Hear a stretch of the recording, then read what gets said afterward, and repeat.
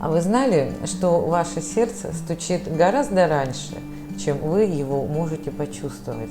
Еще никто не чувствует ни будущая мама, ни будущий малыш, который разовьется из этого эмбриона, сердцебиение. А мы, благодаря ультразвуковому исследованию, можем это увидеть и услышать даже при размере эмбриона в 2 мм.